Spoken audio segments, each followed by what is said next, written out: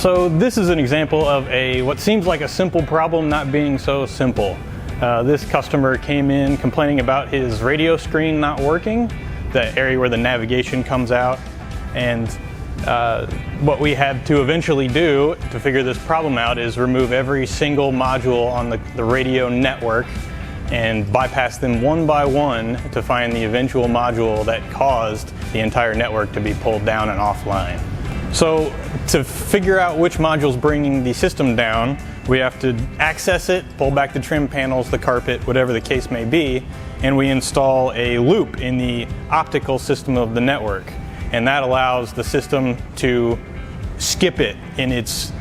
functioning so that it hopefully will bring that system online and pinpoint which of these modules is causing the optical network to come offline. We did eventually find it, but sometimes these things can be very labor intensive and not so obvious.